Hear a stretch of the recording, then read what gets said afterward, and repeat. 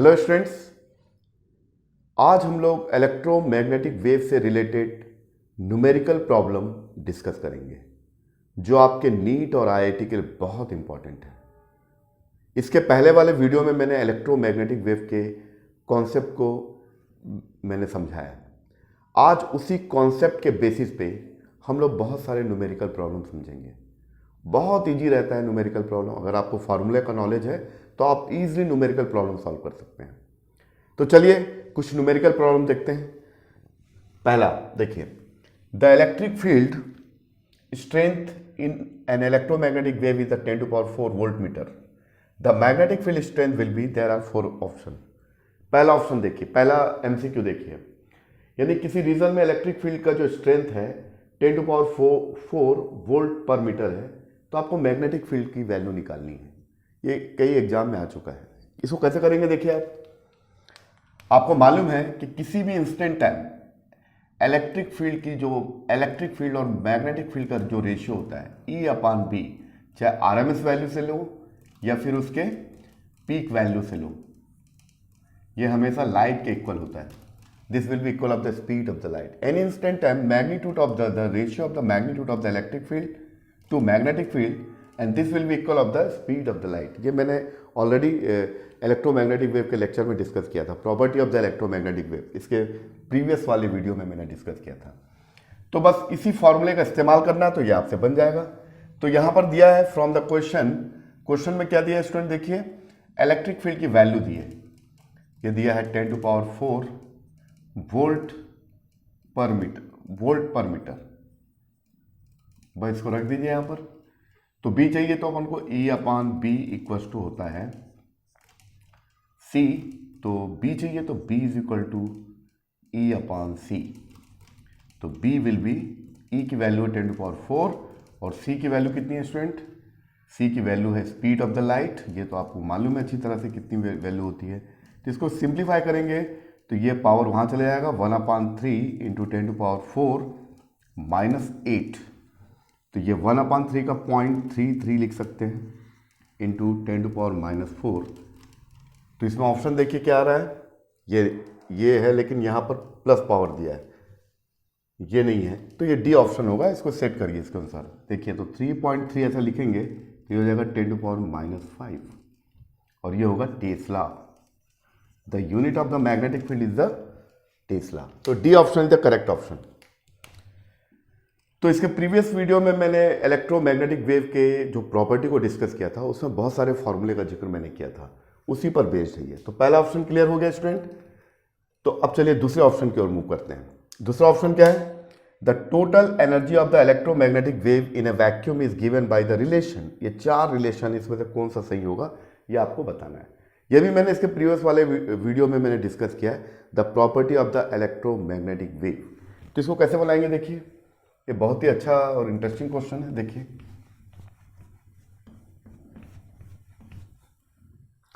तो ये क्वेश्चन में क्या है, आपको मालूम है कि इलेक्ट्रोमैग्नेटिक में इलेक्ट्रिक फील्ड और मैग्नेटिक फील्ड के कंपोनेंट होते हैं।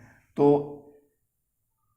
UE इसका मतलब होता है energy density of the electric field. ये होता है 1/ε0 E², where E the electric field, the magnitude of the electric field. तो यह है energy density of electric field. ठीक है। अब मैग्नेटिक फील्ड का क्या होता है, ये बस आपको मालूम होना चाहिए। ये होता है ½ और ये B² और ये μ0 नीचे रहता है। तो टोटल एनर्जी क्या होगा, the total energy the sum of the electric energy per unit volume and magnetic energy per unit volume. इन दोनों का ऐड करेंगे तो जो रिलेशन आएगा, total energy ½ ε0 E² plus μB ½ B²/μ0। तो देख लीजिए कौन सा ऑप्शन सही होगा, ये वाला डी ऑप्शन। ये तो होगा नहीं, ये भी नहीं होगा, ये भी नहीं होगा, ये D option is the correct option. तो देखिए ये सब एग्जाम में आ चुके हैं क्वेश्चन। तो कुछ और क्वेश्चन को हम डिस्कस करेंगे। आज हम पूरे न्यूमेरिकल प्रॉब्लम को डिस्कस करेंगे। मेरा ऐसा मानना है कि इस वीडियो को देखने के बाद आप इलेक्ट्रोमैग्नेटिक वेव से रिलेटेड क्वेश्चन इजीली सॉल्व कर सकते हैं। चलिए आगे और बढ़ते हैं।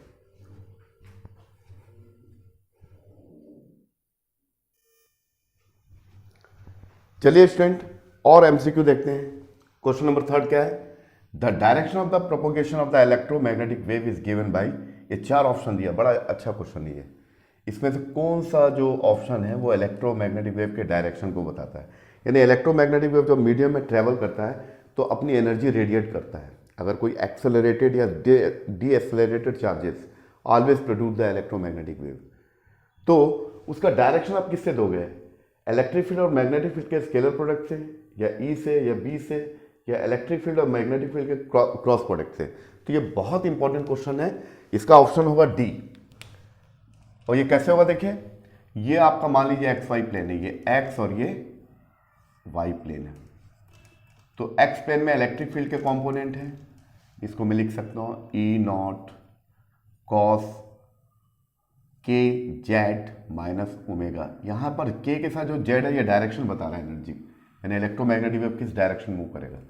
और यहाँ पर आपका आ गया B equals to B naught cos K Z minus omega T. ये एक्स डायरेक्शन में आई कैप लिख दीजिए, ये वाई डायरेक्शन में तो जे cap.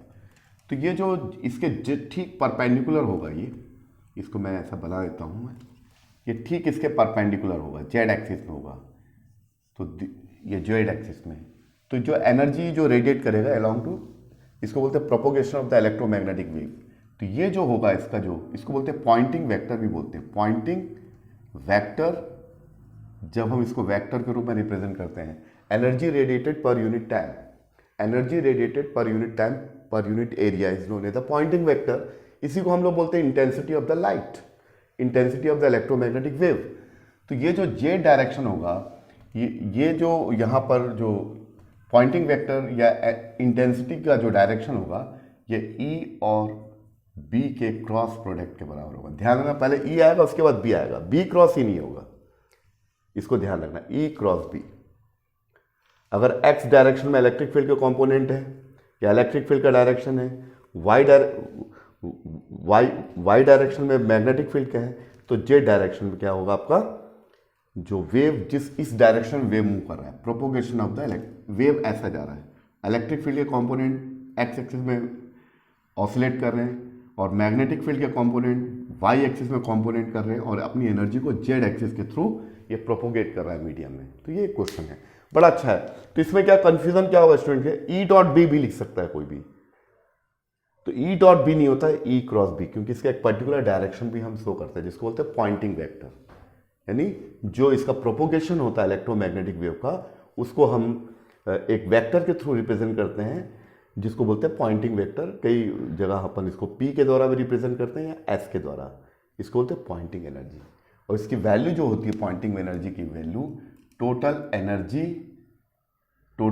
Energy into multiply by the c. तो ये इसका आंसर हुआ स्टूडेंट, क्वेश्चन नंबर 3 का डी ऑप्शन होगा। अब आता है क्वेश्चन नंबर 4 में, डायमेंशन ऑफ द, इसका डायमेंशन क्या होगा? ये बड़ा इंटरेस्टिंग क्वेश्चन है ये। इसका डायमेंशन क्या होगा? तो आपको मालूम होगा स्टूडेंट, ये इसका मैंने अलग से वीडियो बनाया जिसको बोलते हैं concept of the displacement current. Maxwell का जो सबसे बड़ा कंट्रीब्यूशन है इलेक्ट्रोडायनेमिक्स में वो है डिस्प्लेसमेंट करंट। कैपेसिटर के बीच में जो गैप होता है, उस गैप के बीच में इलेक्ट्रिक फील्ड में जो वेरिएशन होता है, इलेक्ट्रिक फील्ड के वेरिएशन होने से मैग्नेटिक फील्ड क्रिएट होता है, तो उसी को बोलते हैं डिस्प्लेसमेंट करंट। तो ये इसका डायमेंशन किसके इक्वल होगा? तो इसका आंसर सही होगा, ये होगा करंट होगा। अब आप पूछोगे क्यों, तो मैं उसको आपको बता देता हूँ। फ्रॉम गॉस थ्योरम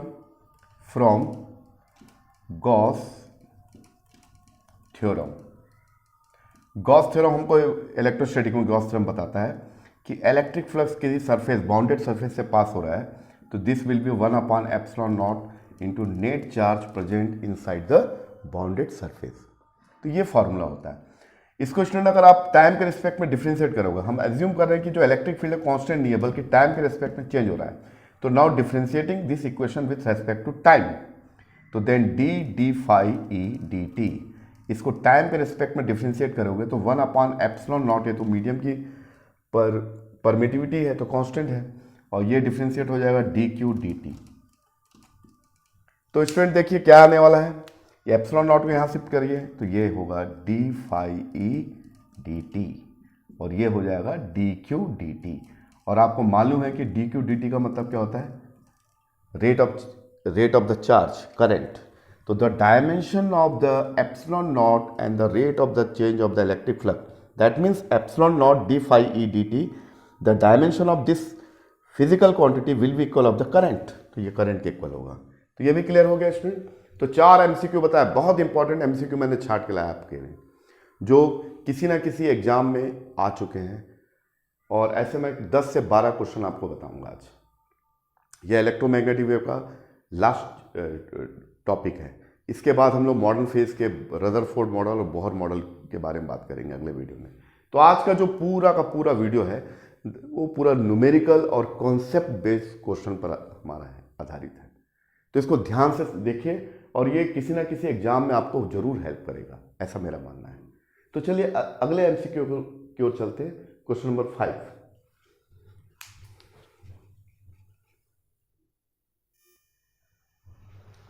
चलिए स्टूडेंट अगले एमसीक्यू को मूव करते हैं। क्वेश्चन नंबर 5 में देखते हैं।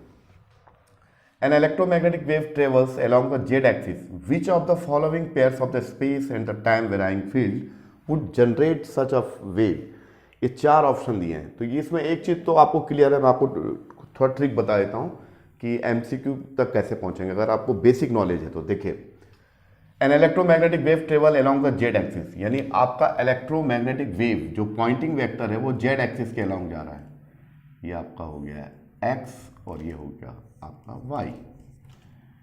तो ये जो पॉइंटिंग वेक्टर है या जो direction of the electromagnetic wave Z axis है, तो ये जेड हो गया तो ये इलेक्ट्रिक फील्ड या तो ई एक्स होगा या तो ई वाई होगा। सॉरी, इलेक्ट्रिक फील्ड अगर ई एक्स है तो मैग्नेटिक फील्ड बी वाई होगा। अगर इलेक्ट्रिक फील्ड ई वाई है तो मैग्नेटिक फील्ड बी एक्स होगा। आपको मेरी बात समझ में आ गई? क्योंकि ऑलरेडी यहां दे दिया है N electromagnetic wave travels along the Z axis. Z axis के थ्रू इलेक्ट्रोमैग्नेटिक वेव ट्रेवल कर रहा है, एनर्जी रेडिएट इस डायरेक्शन में कर रहा है, the direction of the electromagnetic wave along the Z axis. तो डेफिनेटली जो इलेक्ट्रिक और मैग्नेटिक फील्ड के कंपोनेंट होंगे वो तो या तो एक्स में होंगे या तो वाई में। अगर ई एक्स को ई एक्स मानता हूं तो वाई को बी वाई मानना पड़ेगा। अगर एक्स सॉरी उल्टा कर दिया मैं, सॉरी, हाँ इसको, अगर मैं एक्स एक्सिस के अलॉन्ग इलेक्ट्रिक फील्ड को मानूं तो वाई एक्सिस के अलॉन्ग क्या होगा, मैग्नेटिक फील्ड होगा, बी वाई होगा। अगर मैं वाई एक्सिस के अलॉन्ग इलेक्ट्रिक फील्ड को मानूं तो एक्स एक्सिस के अलॉन्ग क्या होगा, बी एक्स होगा। तो इसमें एक चीज क्लियर हो गई आपको कि ये जेड जहां पर ई जेड लिखा हुआ है ये तो नहीं होगा, क्योंकि जेड एक्सिस के अलॉन्ग तो direction of the electromagnetic E Z नहीं होगा। यहां भी जेड लिखा मतलब ये, यानी आपका सी और डी ऑप्शन तो होने वाला नहीं है। अब आता है मेन, ए और बी में क्या होगा।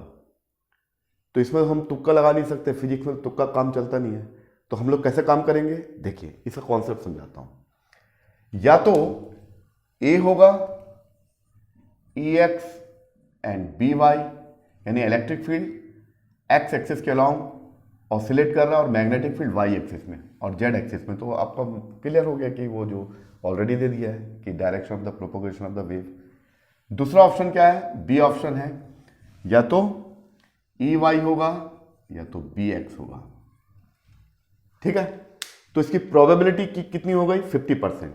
लेकिन फिजिक्स में हम चीज़ों को बेहतर तरीके से समझने का प्रयास करते हैं, इसमें अंदाजा नहीं लगाना है। इसका ट्रिक क्या है, कैसे पकड़ोगे आप, इसका मैं आपको समझा देता हूं। इसका वैसे करेक्ट ऑप्शन होगा ए होगा। अब आप बोलोगे बी क्यों नहीं होगा, तो उसका रीजन मैं आपको बताता हूं, ध्यान से सुनिए। तो यहां पर एक चीज आप समझ लीजिए,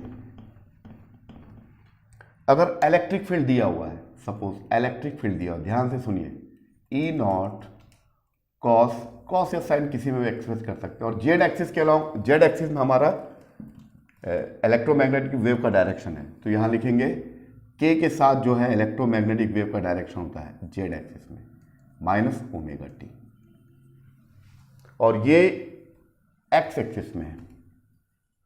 एक्स एक्सिस के अलॉन्ग जो यूनिट वेक्टर को मैं लिखूंगा आई कैप। ठीक है स्टूडेंट, पहले ऑप्शन को सही मान रहा हूं मैं, दूसरा ऑप्शन भी बताऊंगा ये सही क्यों नहीं होगा, सेकंड ऑप्शन सही क्यों नहीं होगा, उसका रीजन बता रहा हूं मैं।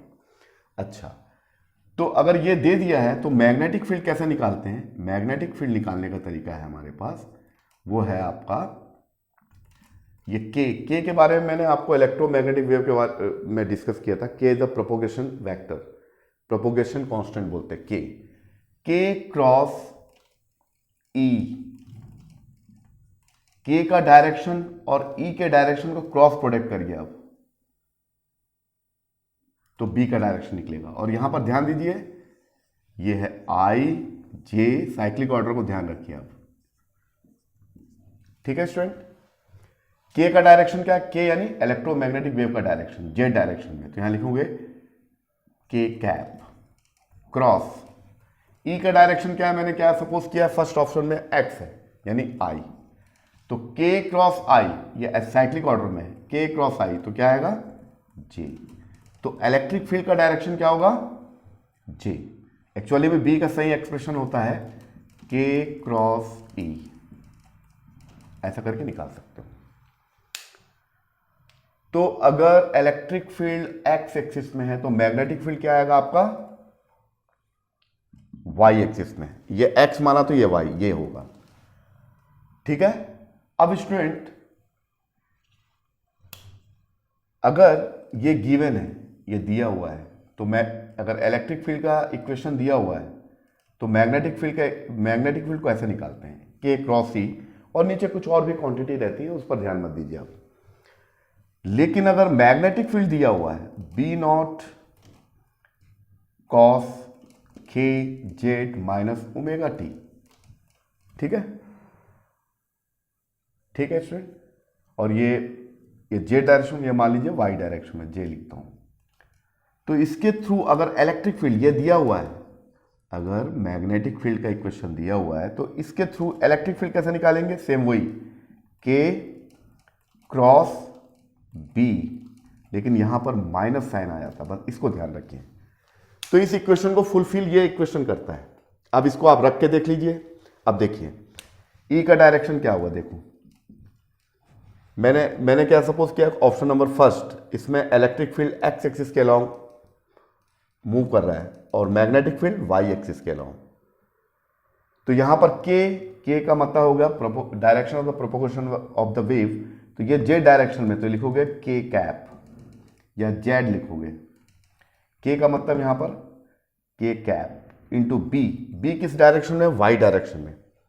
वाई का मतलब जे, तो आई जे के कॉन्सेप्ट से जे क्रॉस आई, ऐसा उल्टा जा रहा है, तो यहां पर आएगा के क्रॉस जे हो जाएगा माइनस आई, तो ये माइनस माइनस क्या हो गया? प्लस आई के। तो स्टूडेंट आपको समझ में आया? थोड़ा सा ये डिफरेंट टाइप का लग रहा होगा आपको, लेकिन चेक करने का तरीका ये है। सेकंड ऑप्शन क्यों नहीं होगा, आप रख के देख लीजिए। अगर सेकंड ऑप्शन को मैं फिर बता रहा हूं, ये होगा क्योंकि ये फुलफिल कर रहा है, प्लस आई आ गया, प्लस आई मतलब ये आई एक्सिस के पॉजिटिव डायरेक्शन मूव कर रहा है, और ये मैग्नेटिक फील्ड का जी आ गया यानी वाई एक्सिस में। अब मैं बी ऑप्शन को रख के देखूंगा इसी इक्वेशन में, तो नहीं कुछ उल्टा आ जाएगा, देखिए, ठीक है। हाँ, अब चलिए इसको एक्सप्लेन कर देते हैं, क्योंकि कई लोग इसको याद कर लेते हैं, याद नहीं करना आपको। ये पहला ऑप्शन सही होगा, अब सेकंड ऑप्शन गलत क्यों होगा? फिर से चलिए, इलेक्ट्रिक फील्ड को मैं क्या माना था? मैं भी ई नॉट साइन या कॉस ओमेगा टी या के एक्स के जेड माइनस ओमेगा टी, और मैंने क्या माना था? ये वाला ऑप्शन में एक्स मान लिया यानी आई डायरेक्शन में। अब मैं सेकंड मानता हूं मैं, देखिए, यानी इलेक्ट्रिक फील्ड वाई डायरेक्शन में यानी जे केप लिखता हूं, तो मैग्नेटिक फील्ड निकालूंगा मैं। तो मैग्नेटिक फील्ड निकालने का तरीका क्या है स्टूडेंट? प्रोपोगेशन कांस्टेंट से ई को क्रॉस प्रोडक्ट करिए और आई जे साइक्लिक ऑर्डर का ध्यान रखिए आप।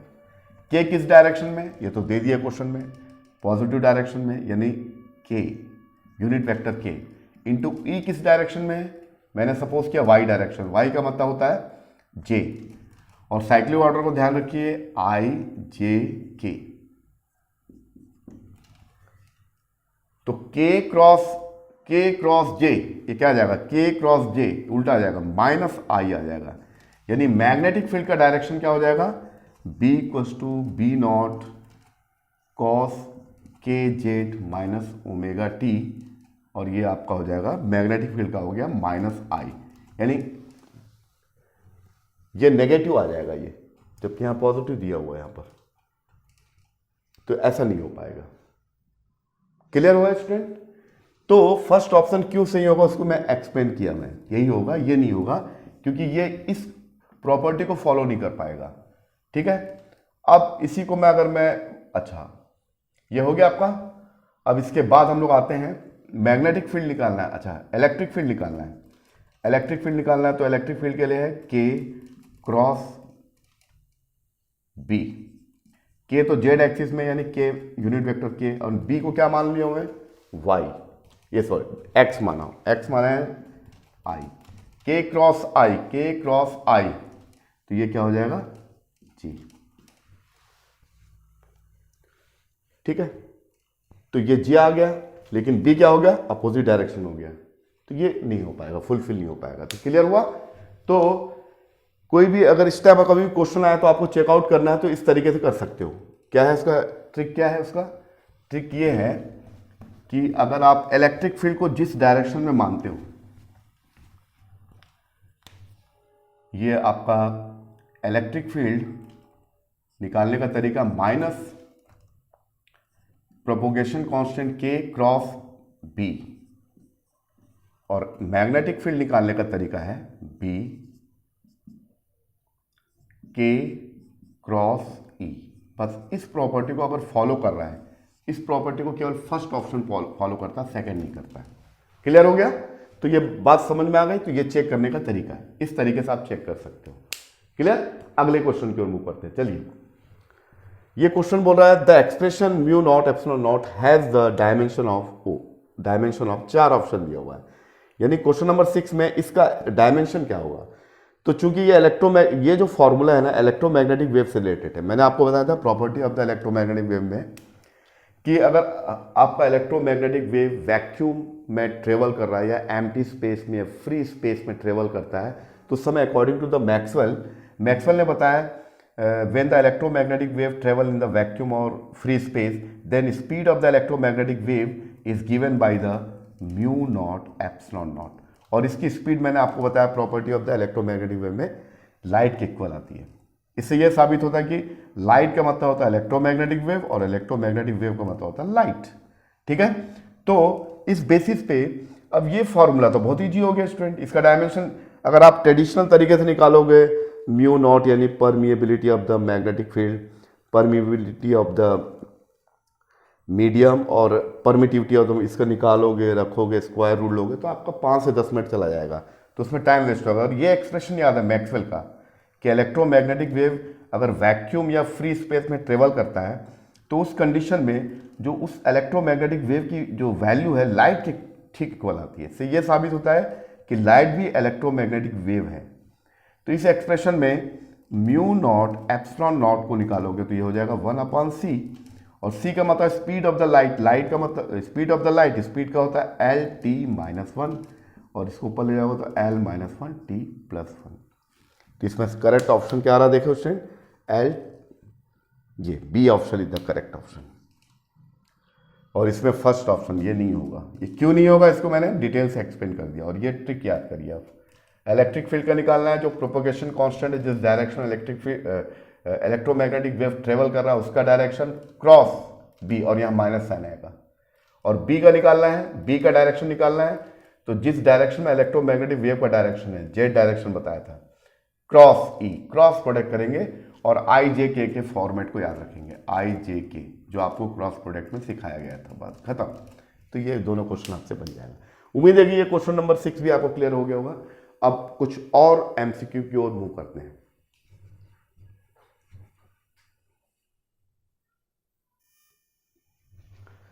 चलिए आगे और कुछ एमसीक्यू को देखते हैं। चलिए क्या है, N electromagnetic wave is going through a vacuum with the describe by the equation, electric field का इक्वेशन और describe by the equation E naught sin kx minus omega t, which of the following is and r is oblique r independent of the wavelength। ये बड़ा अच्छा question है, ठीक है। इस question को समझिए क्या है, क्या बोल रहा है कि इसमें से कौन सा जो वेवलेंथ इंडिपेंडेंट है। तो जैसे कि मैंने आपको बताया था property of the electromagnetic waves के पहले वाले वीडियो को आप जरूर देखिए, बहुत सारे क्वेश्चन इसमें आपको मिल जाएंगे। ये क्वेश्चन एससी वर्मा के एमसीक्यू वाले बुक से लिया हूं मैं, ये दोनों क्वेश्चन ये एससी वर्मा की बुक से लिया है, ऑब्जेक्टिव टाइप 1 एंड 2 से। चलिए, तो ये क्या होगा, एन इलेक्ट्रोमैग्नेटिक गोइंग थ्रू, तो ये इलेक्ट्रोमैग्नेटिक वेव का इक्वेशन दिया हुआ है equal to E naught and sign,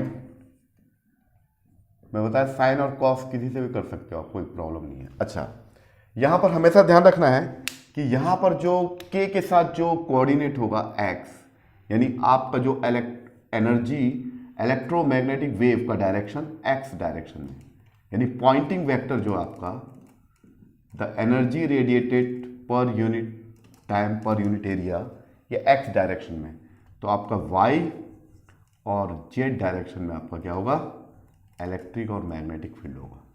तो ये दिया हुआ है, ठीक है ना। ये एनर्जी ऐसा जो पॉइंटिंग वेक्टर एनर्जी रेडिएट कर रहा पर unit area per unit time x axis के अलोंग, ये आपका इलेक्ट्रोमैग्नेटिक वेव जा रहा है, और आपका इलेक्ट्रिक फील्ड और मैग्नेटिक फील्ड के कंपोनेंट जो म्यूचुअली परपेंडिकुलर होते हैं एक दूसरे के, और जिस डायरेक्शन में वेव प्रोपोगेट हो रहा है उसके भी परपेंडिकुलर होते हैं। ये सब चीज़ें जब मैंने प्रॉपर्टी ऑफ इलेक्ट्रोमैग्नेटिक वेव में आपके साथ डिस्कस किया था। फिलहाल हम इस ऑप्शन की ओर ध्यान देते हैं, which of the following is the independent, और यहां पर मैंने आपको बताया था के का मतलब होता है प्रोपोगेशन कांस्टेंट, और या प्रोपोगेशन वेक्टर, ये डायरेक्शन बताता है इलेक्ट्रोमैग्नेटिक वेव का डायरेक्शन।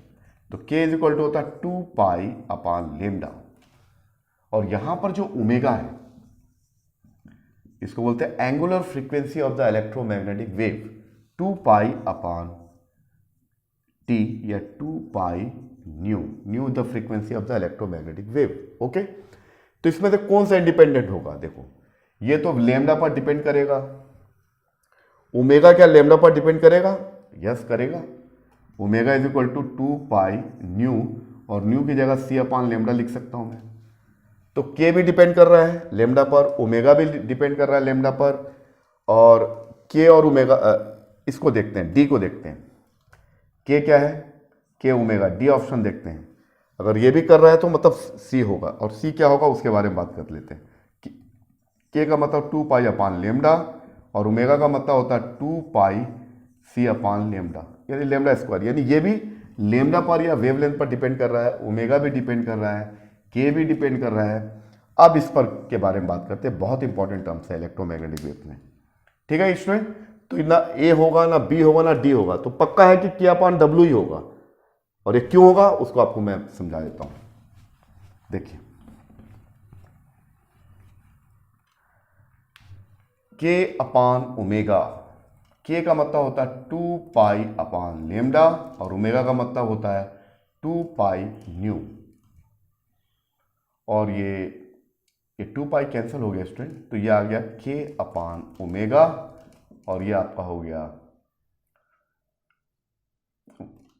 उल्टा लिख दिया मैं, 1 मिनट, जस्ट मिनट, फिर से बना लेते हैं, हड़बड़ी मत करिए आप। के का मतलब होता है 2 पाई अपान लेमडा, और ओमेगा का मतलब होता है 2 पाई न्यू, और 2 पाई न्यू का मतलब होता है सी अपान लेमडा। इन दोनों को डिवाइड करिए, के अपान ओमेगा, के का मतलब 2 pi upon lambda and divide by 2 pi c upon lambda, और ये होगा 2 pi upon lambda into lambda upon 2 pi c. तो ये 2 पाई कैंसिल हो गया, लेमडा कैंसिल हो गया, 1 अपान सी। दैट मीन्स के अपान डब्ल्यू is the reciprocal of the speed of the light. इसी को उल्टा करेंगे तो omega upon k is always speed of the light. बड़ा इंटरेस्टिंग क्वेश्चन था, एससी वर्मा की बुक से ऑब्जेक्टिव में दिया हुआ था, ठीक है स्टूडेंट्स। तो ये क्लियर हुआ। तो के अपान डब्ल्यू ये लेमडा से इंडिपेंडेंट होगा, बाकी तीनों ऑप्शन में लेमडा इन्वॉल्व होंगे, ठीक है। अगले एमसीक्यू की ओर मूव करते हैं, ये भी एससी वर्मा की बुक से लिया हूं मैं। N electromagnetic wave going through the vacuum is describe by the this, ये इलेक्ट्रिक फील्ड का है। यहां पर फिर इलेक्ट्रोमैग्नेटिक वेव का डायरेक्शन एक्स डायरेक्शन में, के के साथ जो कोऑर्डिनेट होता है वो इलेक्ट्रोमैग्नेटिक वेव का डायरेक्शन बताता है, वो इलेक्ट्रोमैग्नेटिक वेव का डायरेक्शन बताता है। तो ये क्वेश्चन को भी देख लेते हैं, बड़ा इजी है, अच्छा क्वेश्चन है, इसको मिटाए थे। चलिए अब देखिए इस एमसीक्यू में क्या बोल रहा है, यहां पर ध्यान रखिए, ओमेगा में के को डिवाइड करोगे तो क्या आता है हमेशा, speed of the light, speed of light in A vacuum, speed of light या स्पीड ऑफ इलेक्ट्रोमैग्नेटिक वेव, क्योंकि इलेक्ट्रोमैग्नेटिक वेव और लाइट में कोई बुनियादी फर्क नहीं है, मैंने आपको इसके पहले वाले वीडियो में डिटेल से बताया। तो ओमेगा अपान के हमेशा सी आएगा, ये अभी मैं निकाल के दिखाया, c angular, the ratio of the angular frequency, the ratio of the angular frequency and propagation vector, this ratio will be always equal of the speed of the light, डब्ल्यू अपान के द सी होता है, ठीक है। और फिर एक और चीज हमको मालूम है, the property of the by property of electromagnetic wave, ये मैंने क्या बताया कि किसी भी स्पेस के किसी भी पॉइंट पर इलेक्ट्रिक फील्ड और मैग्नेटिक फील्ड का जो रेशियो होता है, या इसका आरएमएस वैल्यू से लीजिए या पीक वैल्यू से लीजिए, ई नॉट अपान बी नॉट, ये हमेशा सी के इक्वल होता है। अब देखिए, आप ऑप्शन को देखिए, अब आपसे अपने आप बन जाएगा।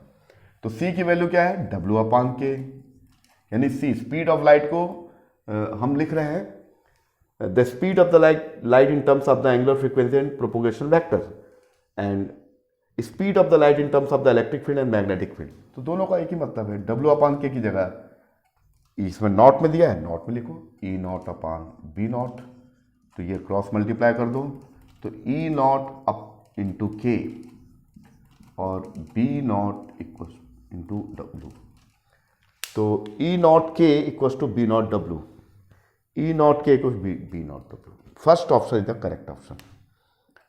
तो ये सब जो न्यूमेरिकल्स हैं बहुत इंपॉर्टेंट, और ये तभी समझ में आएगा स्टूडेंट जब आप लेक्चर्स को ध्यान से सुनोगे, उसको नोट्स बनाओगे, ठीक है। तो कुछ और एमसीक्यू मेरे पास है, उसको भी डिस्कस कर लेते हैं।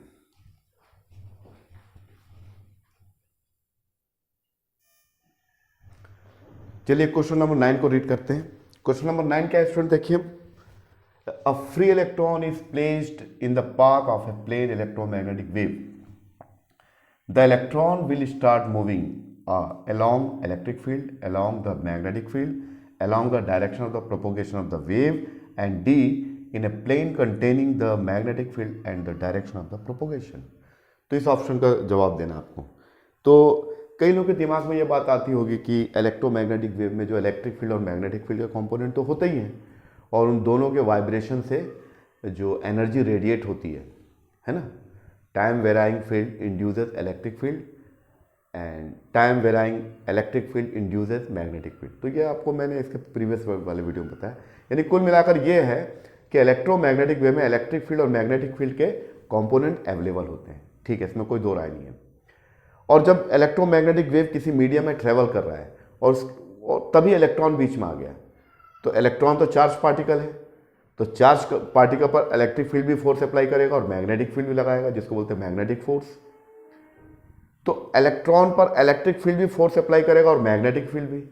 तो ये चीज़ें अगर हमारे दिमाग में हैं तो हम इसका ऑप्शन का आंसर क्या लिखेंगे along in a plane containing the magnetic field and the direction of the along the E along the B, क्या होगा along the direction of the propagation of the wave, यानी इलेक्ट्रिक फील्ड और magnetic field के through deflection होता है, जिसके through वो जे direction में या propagation of the electromagnetic wave के डायरेक्शन मूव कर रहे हैं।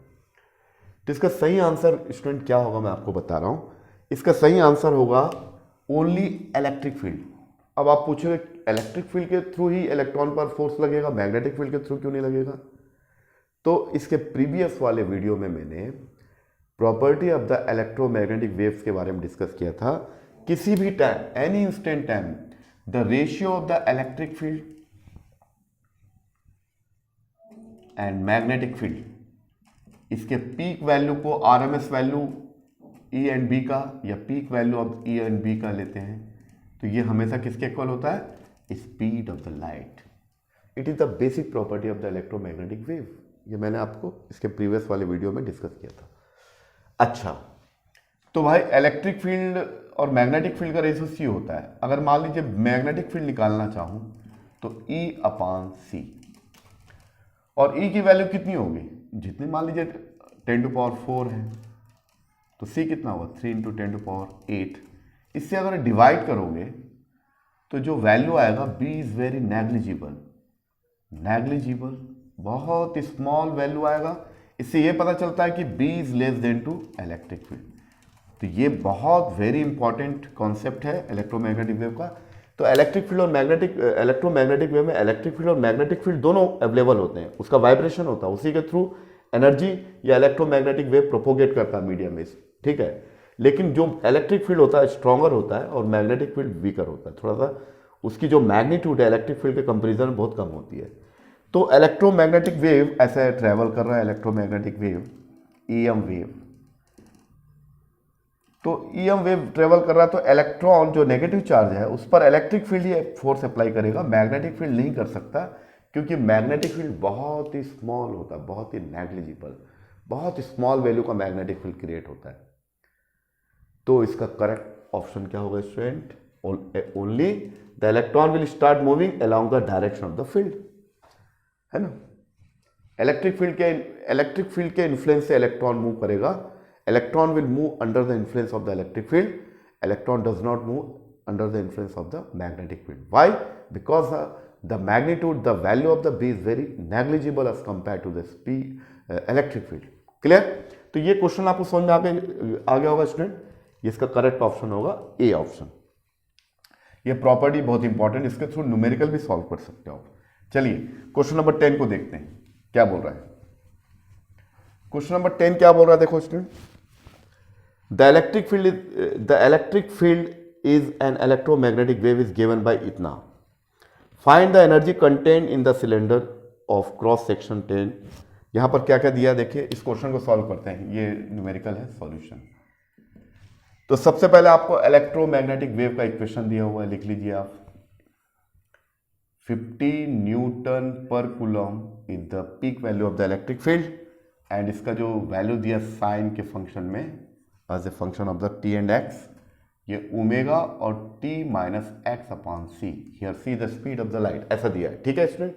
अच्छा, फाइंड द एनर्जी कंटेंट। तो एनर्जी, इलेक्ट्रिक फील्ड की एनर्जी क्या होती है, तो यहां लिखिए आप UE, energy per unit area. Electrostatic energy है, electric field energy, electric field energy per unit area, sorry per unit volume, यानी तो ये जो एक्सप्रेशन आता है वो आता है यूनिट वॉल्यूम का आता है, 1/2 एप्सिलॉन नॉट E²। ठीक है, यहां पर सब चीजें दी हुई है। यहां पर क्या दिया हुआ है,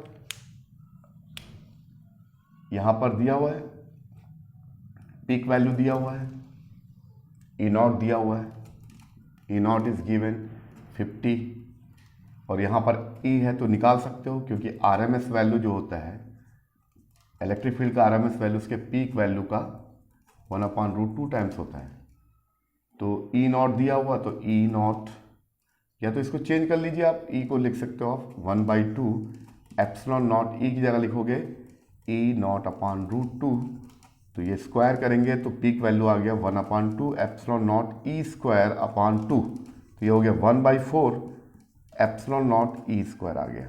ठीक है स्टूडेंट, तो यूनिट वॉल्यूम का है, लेकिन आपको किसका निकालना, पूरे वॉल्यूम में जो एक सिलेंडर है इस टाइप का, इस पूरे वॉल्यूम में इसका एरिया ऑफ क्रॉस सेक्शन दिया है। Area of cross section is given, कितना दिया हुआ है, 10 सेंटीमीटर स्क्वायर, 10 सेंटीमीटर स्क्वायर, और इसकी लेंथ दी हुई है 10 सेंटीमीटर। बस बन गया आपसे। तो इसका वॉल्यूम कितना होगा, वॉल्यूम होगा एरिया इंटू हाइट।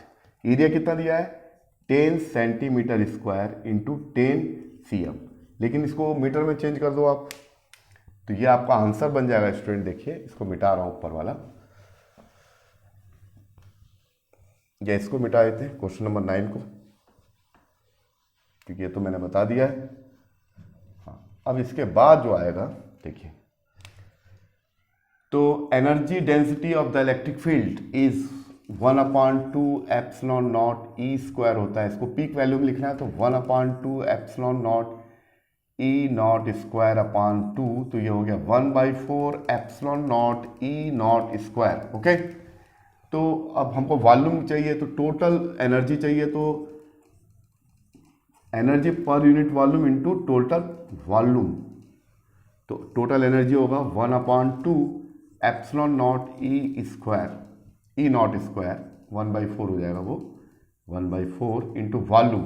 वॉल्यूम क्या होगा, देखिए एरिया, एरिया दिया हुआ है तो 10 इंटू 10, वॉल्यूम निकालना है, यहाँ वॉल्यूम निकाल लीजिए, volume area into length. Area कितना है 10, सेंटीमीटर दिया है तो इसको मीटर में कन्वर्ट करोगे तो ये स्क्वायर हो जाएगा। और लेंथ कितना दिया है 10 सेंटीमीटर, तो 10 इसको मीटर में कन्वर्ट करो -2, तो ये हो जाएगा 10 इंटू 10⁻⁻4 इंटू 10, और ये होगा -1, तो ये हो जाएगा 10 इंटू 10⁻5, और ये होगा 10⁻4, तो इंटू 10⁻4 से मल्टीप्लाई कर दो तो आपको निकल जाएगा। और ई नॉट की वैल्यू दी हुई है, ई नॉट की वैल्यू आपका एक्सप्रेशन में दिया हुआ ये 50 न्यूटन पर कूलम, और एप्सिलॉन नॉट की वैल्यू तो आपको मालूम है, उसको रख दीजिए। तो इसकी जो नेट वैल्यू आएगी वो कितनी आएगी स्टूडेंट, और नेट वैल्यू आएगी आपकी, मैंने निकाला था 5.5 इंटू 5.5 इंटू 10⁻12 जूल, ये इसका आंसर होगा। अगर आपसे इंटेंसिटी पूछा तो वो भी निकाल सकते हो, चलिए इंटेंसिटी भी निकाल के दिखा देते हैं। इसमें तो केवल एक ही चीज़ पूछा था कि क्या पूछा, find the energy content in the cylinder in the cross section area 10 centimetre square and the length 10 cm along the x axis. तो इसमें total energy in volume V, ये है पर यूनिट वॉल्यूम, इसको टोटल वॉल्यूम से multiply करोगे तो ये आंसर आ जाएगा 5.5 इंटू 10⁻12 जूल। अगर आपसे इसमें इंटेंसिटी पूछा रहता तो आप कैसे लिखते, देखिए स्टूडेंट, इंटेंसिटी कैसे निकालोगे। इंटेंसिटी जो होता है, इंटेंसिटी का मतलब वही पॉइंटिंग वेक्टर ही है। इंटेंसिटी होता है energy per unit area per unit time, या power radiated per unit area, क्योंकि E/T होगा पावर, और ये हो जाएगा P/, ये अगर एरिया इसको स्फेरिकल शेप में लें तो 4πr। एक तरीका ये हुआ। या इंटेंसिटी का मतलब ऐसा निकाल सकते हो, total energy multiply by C। तो एनर्जी निकालने का, एनर्जी इंटेंसिटी कैसे निकाल सकते हैं, energy per unit area per unit time, या energy power radiated per unit area, और ये एरिया को 4πr², कितने डिस्टेंस पर आप निकाल रहे हो, जो सोर्स इलेक्ट्रोमैग्नेटिक वेव रेडिएट कर रहा है उस सोर्स से कितनी डिस्टेंस पर आप निकाल रहे हो, तो वो r² वो हो जाएगा। खैर ऐसा भी निकाल सकते हैं, इस टाइप का क्वेश्चन भी आ सकता है, लेकिन अभी फिलहाल हम लोग इस पर ध्यान दे रहे हैं कि इंटेंसिटी निकालना तो टोटल एनर्जी निकाल लो। टोटल एनर्जी में क्या आएगा, इलेक्ट्रिक फील्ड और मैग्नेटिक फील्ड दोनों की एनर्जी होगी।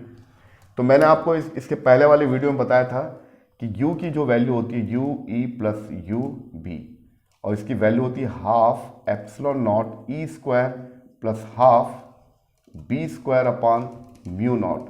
इसको थोड़ा सिंप्लीफाई करोगे इक्वेशन को यूज करके, इसके प्रीवियस वाले वीडियो मैंने डिस्कस किया है, तो U की जो वैल्यू आएगी एप्सिलॉन नॉट E² आती है।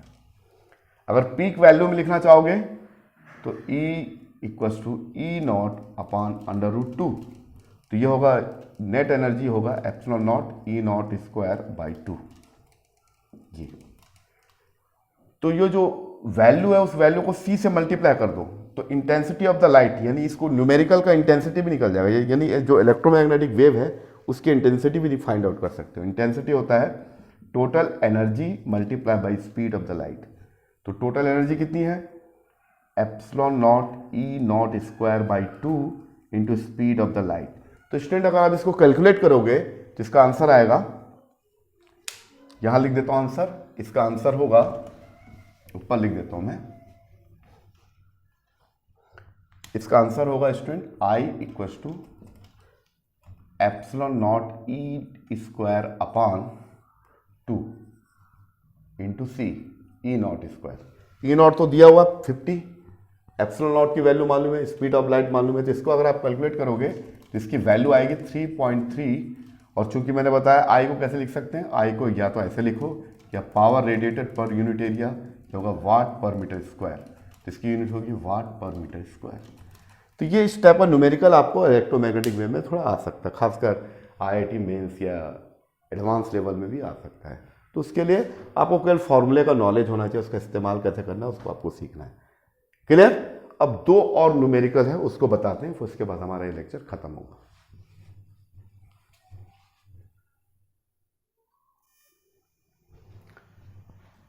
क्वेश्चन नंबर 11 एक न्यूमेरिकल है, इसको देखिए कैसे बनाएंगे इसको, बड़ा अच्छा न्यूमेरिकल है। देखिए, अ प्लेन इलेक्ट्रोमैग्नेटिक वेव प्रोपोगेटिंग इन एक्स डायरेक्शन, यानी आपका एक्स डायरेक्शन में ये प्रोपोगेट कर रहा है, ठीक है।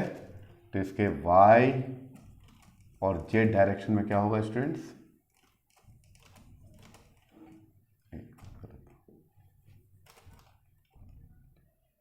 Z direction. तो एक्स डायरेक्शन में वेव इलेक्ट्रोमैग्नेटिक वेव का डायरेक्शन है, the direction of the electromagnetic wave along the direction of the x has a magnitude 5 mm। और मैंने आपको बताया इलेक्ट्रोमैग्नेटिक वेव का जो डायरेक्शन को शो करने के लिए हम के वेक्टर, इसको बोलते हैं प्रोपोगेशन वेक्टर, प्रोपोगेशन वेक्टर बोलते हैं इसको। और इसका वेवलेंथ दिया हुआ स्टूडेंट, कितना दिया वेवलेंथ इज गिवन 5 mm। और आपको मालूम है के को हम रिप्रेजेंट करते हैं 2 पाई अपॉन लेमडा। तो 2 पाई और लेमडा की वैल्यू दी है 5 mm, तो इसको मीटर में लिखना तो 5 × 10⁻³ मीटर, तो के निकल गया। चलिए, the electric field is in Y direction and the maximum magnitude of electric field, यहाँ पर दिया है ई नॉट की जो वैल्यू है मैक्सिमम यानी पीक वैल्यू ऑफ ये दिया 30 वोल्ट पर मीटर। तो write the suitable equation for the electric and magnetic field as a function of the X and T. अब देखिए ध्यान से, तो ये इस टाइप के क्वेश्चन आपके कॉम्पिटेटिव लेवल में आ सकते हैं, ध्यान दीजिए कैसे बनाएंगे। तो आपको तो मालूम है इलेक्ट्रिक फील्ड को हम लिखना चाहें तो ई नॉट साइन या कॉस, ये आपका हो गया omega T minus X upon, ये वेव इक्वेशन है। अगर कोई पार्टिकल सिंपल हार्मोनिक मोशन में आपने क्लास 11th में ही पढ़ा होगा, तो उसी को हम यहाँ पर कर रहे हैं, बस वो मैकेनिकल वेव है, ये इलेक्ट्रोमैग्नेटिक वेव, बस यही डिफरेंस है। या इसी को हम ऐसे भी लिख सकते हैं स्टूडेंट, ई नॉट अपॉन साइन ओमेगा की जगह होगा 2 पाई न्यू होता है, इसको सिंप्लीफाई करके हम लोग के और ओमेगा टी ऐसा भी लिख सकते हैं, जैसी आपकी इच्छा वैसे लिख सकते हो। तो यहाँ पर ई नॉट को यूज करते हैं साइन और एक्स और टी के फंक्शन बोला, के की जगह 2 पाई अपॉन लेमडा और ये एक्स माइनस, और फ्रीक्वेंसी दिया है कि नहीं दिया, नहीं दिया तो कोई बात नहीं, ओमेगा टी ऐसे एज इट इज उतार दो, ठीक है स्टूडेंट। तो केवल आपको दो चीजें निकालना है, ई नॉट तो दिया हुआ है, ई नॉट कितना दिया हुआ है 30 वोल्ट पर मीटर, और 2 पाई अपॉन लेमडा की वैल्यू वहां दिया 5 × 10⁻³ माइनस ओमेगा टी। तो इलेक्ट्रिक फील्ड का एक्सप्रेशन होगा स्टूडेंट ई इक्वल टू, यहां लिख देता हूं शायद आपको दिख रहा होगा कि नहीं, 30 वोल्ट पर मीटर, और ये इसका एक्सप्रेशन साइन के की जगह 2 पाई अपॉन लेमडा, 2 पाई लेमडा की जगह 5 × 10⁻³ और माइनस ओमेगा टी। यह हो गया इलेक्ट्रिक फील्ड का expression in terms of the X and T. ऐसा भी लिख सकते हो आप, ऐसा लिखना तो ऐसा लिखो, जैसा भी लिखना। अब मैग्नेटिक फील्ड का निकालना है, तो मैग्नेटिक फील्ड आपको निकालना पड़ेगा। तो इसको कैसे निकालोगे स्टूडेंट, देखिए मैग्नेटिक फील्ड, इलेक्ट्रिक फील्ड का एक्सप्रेशन ये हो गया। अब मैग्नेटिक फील्ड का, अगर ये एक्स डायरेक्शन में जा रहा है, ये एक्स डायरेक्शन में जा रहा है, यहाँ पर एक्स लिखना भूल गया स्टूडेंट, यहाँ पर एक्स होगा, यहाँ पर स्टूडेंट एक्स, फिर से लिख लीजिए, E is equal to 30 sine, और ये हो गया 2 पाई, एक्स तो रहेगा, एक्स लिखना भूल गया, और लेमडा नीचे है तो 5 × 10⁻³ और omega T, which is the expression of the electric field in terms of X and T as a function of the X and T, omega T. तो ये आपका इलेक्ट्रिक फील्ड आ गया, मैं एक्स लिखना भूल गया था, उसको इंक्लूड कर लिया। अब चलिए मैग्नेटिक फील्ड को भी ऐसे ही लिखना है। मैग्नेटिक फील्ड को लिखना है तो पहले आपको मैग्नेटिक फील्ड निकालना पड़ेगा। तो मैग्नेटिक फील्ड आएगा कहाँ से? ये यहाँ से आ जाएगा। देखिए, क्योंकि आपको अच्छी तरह मालूम है कि the property of the electromagnetic wave any instant time E naught and B naught, the ratio of the E naught and B naught is speed of the light. तो बी नॉट कितना आ जाएगा? बी नॉट आ जाएगा ई naught upon सी। तो B not Tesla में आ जाएगा। ई not दिया हुआ है 30 volt per metre. Speed of the light 3 × 10⁸ तो अब इसमें कुछ सोचना नहीं है, ये तो ये 10 हो गया ये। तो बी नॉट इक्वल्स टू ये 1 इंटू, ये तो कट गया ना पूरा, 10⁻⁸ सॉरी, ये 10 आ गया तो ऊपर जाए 7 आ जाएगा टेस्ला। तो बी नॉट मैंने निकाल लिया स्टूडेंट। ये ई नॉट की वैल्यू 30 दिया और इसको डिवाइड कर दी स्पीड ऑफ द लाइट से, तो 3 कैंसिल हो जाएगा। 30 में कर दोगे तो ये 10 बचेगा और 10 ऊपर जाएगा माइनस 10⁻⁷ टेस्ला। अब इसको एक्सप्रेस करना है, तो इसको कैसे लिखेंगे स्टूडेंट? देखिए, B equals to B naught sine के एक्स की जगह 2π/λ x - ω t, बस लिख लीजिए।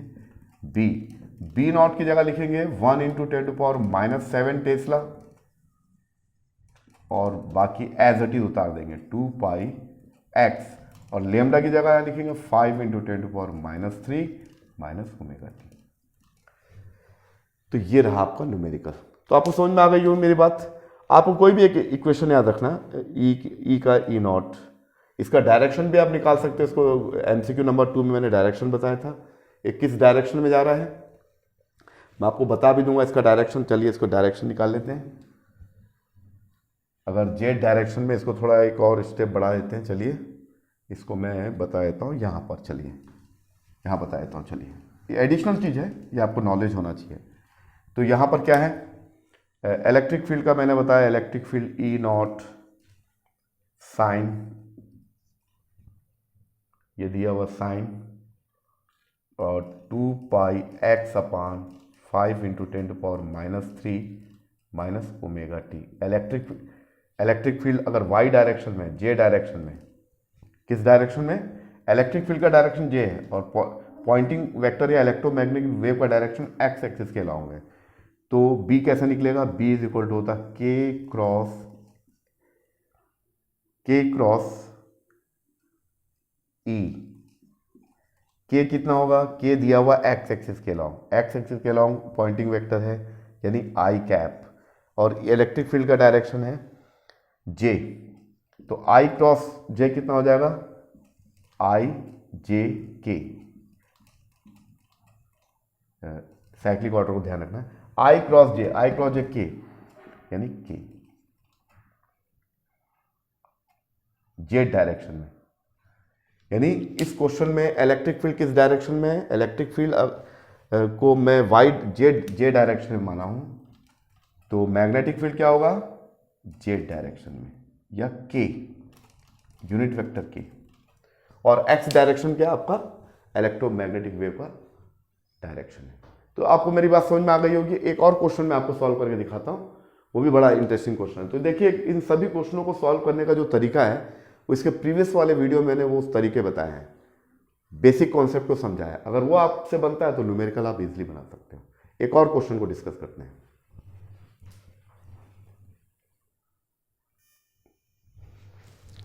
तो स्टूडेंट, क्वेश्चन नंबर 12 है, इसको रीड करता हूं और ये क्वेश्चन मैं आप लोग के लिए छोड़ता हूं, आप इसको ट्राई करिए।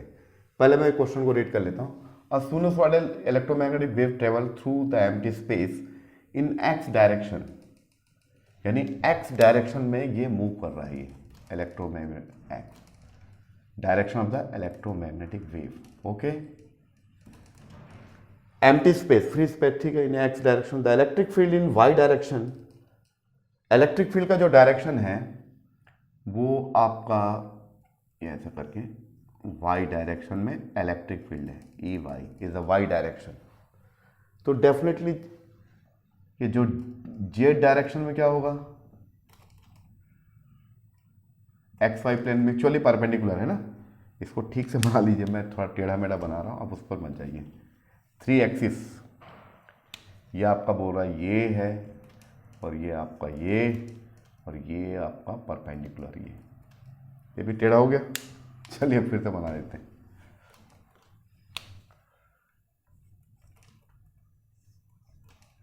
ये तो ज़्यादा हो जाए।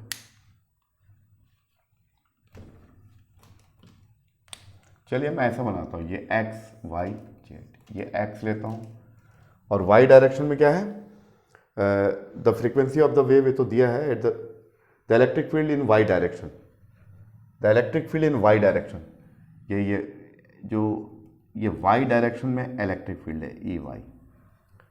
द फ्रीक्वेंसी ऑफ वो दिया हुआ है, तो आपको बताना है कि बी का मैग्नीट्यूड, बी किस डायरेक्शन में होगा, डेफिनेटली क्या होगा, जेड। एक्स हो गया एक्स डायरेक्शन में, तो आपका पॉइंटिंग वेक्टर है, पॉइंटिंग वेक्टर यानी इंटेंसिटी ऑफ द लाइट, ये एक्स एक्सिस के अलॉन्ग जा रहा है।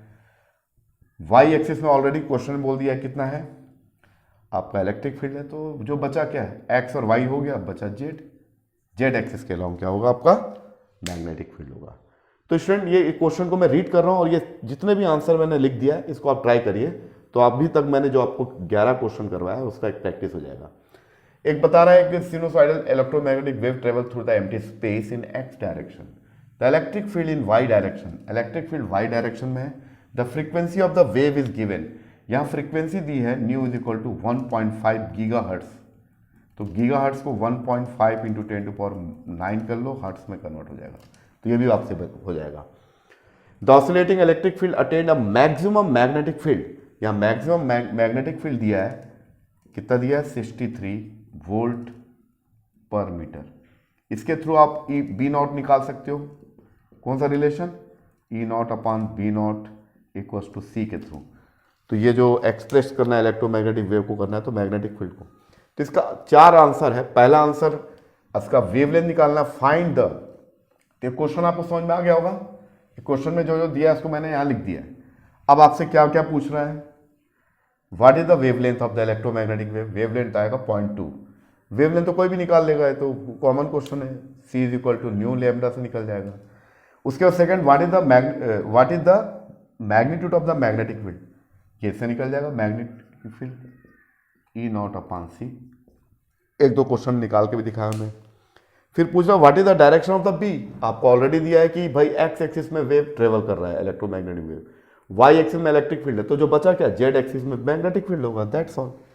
Express the electromagnetic wave as a function of the X and T, तो इलेक्ट्रिक फील्ड का तो एक्सप्रेशन दिया हुआ है, इलेक्ट्रिक फील्ड और मैग्नेटिक फील्ड दोनों को करना है, तो आपको दोनों को निकालना है। नहीं इलेक्ट्रिक फील्ड, हाँ ये इलेक्ट्रिक फील्ड का तो दिया है ऐसा, आपको मैग्नेटिक फील्ड का एक्सप्रेशन निकालना। मैग्नेटिक फील्ड का एक्सप्रेशन ये होगा 2.1 × 10⁻⁷ साइन 2 पाई एक्स अपॉन 0.2 मीटर है वो, माइनस 2 पाई और 1.5 इंटू 10⁹ इंटू टी, ये फ्रीक्वेंसी आ जाएगी, ये आपकी ओमेगा टी, ये पूरा आपका ओमेगा टी, ये फ्रीक्वेंसी है। तो दिया हुआ है ना, ये आपके लिए क्वेश्चन मैंने छोड़ दिया है, और इस क्वेश्चन के बाद इस क्वेश्चन को आप करिए और कमेंट बॉक्स में लिखिए कि आपसे बना कि नहीं बना। और ये जो मैंने आज का जो लेक्चर आप लोग के लिए तैयार किया है, प्रॉपर्टी ऑफ इलेक्ट्रोमैग्नेटिक वेव से एक क्वेश्चन जरूर आता है, तो उस एक या दो क्वेश्चन को बनाने के लिए आपको उसके बेसिक प्रॉपर्टी को जानना बहुत जरूरी था। इसके पहले वाले वीडियो को देखने के बाद इस न्यूमेरिकल प्रॉब्लम वाले वीडियो को देखिए, तो आपको और ज़्यादा बेनिफिट मिलेगा। तो इसी के साथ स्टूडेंट्स हमारा ये लेक्चर ख़त्म होता है। तो मैंने इलेक्ट्रोमैग्नेटिक वेव पर बेस्ड 4 वीडियो मैंने बनाया है।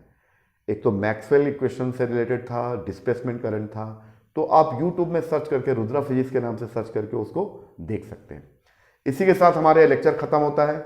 अगले लेक्चर में मॉडर्न फिजिक्स के और भी बड़े इंटरेस्टिंग टॉपिक के साथ मैं आपके साथ मिलूंगा, जिसमें Rutherford and Bohr's atomic model, इसका कॉन्सेप्ट को समझाएंगे अपन फिजिक्स के पॉइंट ऑफ व्यू से। ठीक है, फिजिक्स के पॉइंट ऑफ व्यू से समझेंगे, उसके न्यूमेरिकल कैसे बनते हैं वो भी बताऊंगा मैं आपको। तो यही हमारा ये लेक्चर खत्म होता है। इलेक्ट्रोमैग्नेटिक वेव का सीरीज खत्म हो गया, 3 से 4 वीडियो मैंने अपलोड किए थे, वो खत्म हो गया। आज लास्ट मैंने न्यूमेरिकल आपके साथ शेयर किया है। अगर आपको ये वीडियो पसंद आता है तो इस चैनल को सब्सक्राइब करिए, लाइक करिए और अधिक से अधिक लोगों तक शेयर करिए, ताकि ये नॉलेज और भी लोगों तक पहुंचे। ठीक है स्टूडेंट, तो चलिए फिर मिलते हैं अगले वीडियो में। Thank you.